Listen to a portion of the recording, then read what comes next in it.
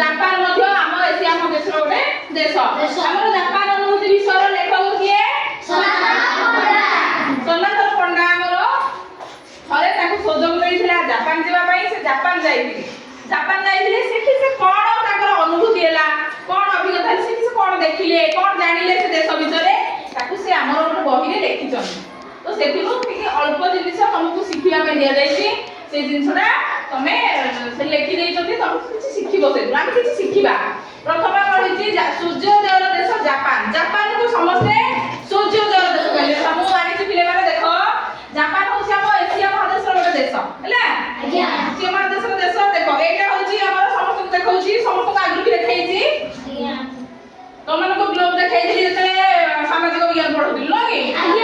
ତ ଏଇଟା ଆମର ହେଉଛି ଭାରତ। ଦେଖିଲ ଏଇ ଯୋଉ ଗାରଟା କଣ ଗାର କୁହନ୍ତି? ବିଷୁବରେଖା, ନୁହଁ କି? ଏଇ ଯୋଉ ବିଷୁବରେଖା ପାଖାପାଖି ଆମର ଭାରତ ରହିଛି। ଦେଖିଲ ତ ଆମର ଜାପାନଟା କୋଉଠି? ଏଇଠି। ସମସ୍ତେ ଦେଖିଲ, ନୁହଁ କି? ଦେଖିଲ ସମସ୍ତେ? ଭାରତ ଏଇଠି ରହିଲା, ଜାପାନ ଏଇଠି ରହିଲା। ଝିଅ ପିଲାମାନେ ଦେଖିଲ? ଭାରତ ଆମର ଏଇଠି ଆଉ ଜାପାନ ଏଇଠି। ତ ଆମର ସେତେବେଳେ କଣ ହବ? ସୂର୍ଯ୍ୟୋଦୟ ଦେଶ ତାକୁ ଆମେ କେମିତି କହୁଛନ୍ତି ଦେଖିବା। ମନେ କରିଯାଉ ଇଏ ହେଉଛି ସୂର୍ଯ୍ୟ ହେଲା। ସମସ୍ତେ ଜାଣିଛ ସୂର୍ଯ୍ୟ ପୃଥିବୀଠୁ ବହୁତ ବଡ଼ ନା ନାଇଁ? ଇଏ ହେଉଛି ସୂର୍ଯ୍ୟ। ସୂର୍ଯ୍ୟଙ୍କର ଯେତେବେଳେ କିରଣ ପଡ଼ିବ, ପ୍ରଥମ କିରଣ ଯେତେବେଳେ ପଡୁଛି, ଜାପାନ ତା ସିଧାରେ ରହିଛି, ନୁହଁ କି? ଏଇଠି ଦେଖ, ଏଇଠି ତମେ ଦେଖିଲେ ଜାପାନ। ସୂର୍ଯ୍ୟଙ୍କର କିରଣଟା ଏଇଠି ଯେତେବେଳେ ପଡ଼ିଲା, ପ୍ରଥମେ ସେ ସିଧାରେ ରହିଲା ନା ନାଇଁ? ସେଠି ସୂର୍ଯ୍ୟଙ୍କର କିରଣ ପଡ଼ିଲା। କିନ୍ତୁ ଆମେ ପଢିଛେ ଯେ ନାଇଁ, ଯେତେବେଳେ ଆମର କଣ ହଉଛି, ଜାପାନୀ ଘଣ୍ଟାରେ ସେଟା ସେତେବେଳେ ତ ସକାଳ 7ଟା, କିନ୍ତୁ ଆମ ଘଣ୍ଟାରେ ସମୟ ହୋଇଥାଏ 3ଟା ବାଜି 30 ମିନିଟ୍। 3ଟା ବାଜି ଯେତେବେଳେ 30 ମିନିଟ୍ ଆମର ସେ କଣ ହଉଛି, ଆମ ଦେଶ ତୁଳନାରେ ଜାପାନ 3 ଘଣ୍ଟା 30 ମିନିଟ୍ ପୂର୍ବରୁ ସେଠି ସୂର୍ଯ୍ୟୋଦୟ ହଉଛି।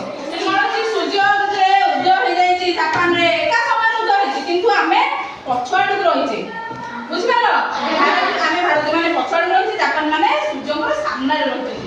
ଯେତେବେଳେ ପୃଥିବୀ ନିଜ ଚାରିପଟେ ବୁଲୁଛି, ସମସ୍ତେ ଜାଣିଛ ପଢିଥିଲେ। ତ ଯେତେବେଳେ ଏମିତି ବୁଲିକି ଆମେ ସୂର୍ଯ୍ୟଙ୍କ ସାମ୍ନାକୁ ଆସୁଛେ, ସେତେବେଳେ ଆମକୁ 3 ଘଣ୍ଟା 30 ମିନିଟ୍ ସମୟ ହେଇସାରିଛି। ସେତେବେଳେ ଜାପାନର 3 ଘଣ୍ଟା 30 ମିନିଟ୍ ପୂର୍ବରୁ ସୂର୍ଯ୍ୟୋଦୟ ହେଇଛି। 3 ଘଣ୍ଟା 30 ମିନିଟ୍ ପରେ ଆମେ ସୂର୍ଯ୍ୟୋଦୟ ଦେଖିଲେ। ବୁଝିଲ? ତେଣୁ ଆମର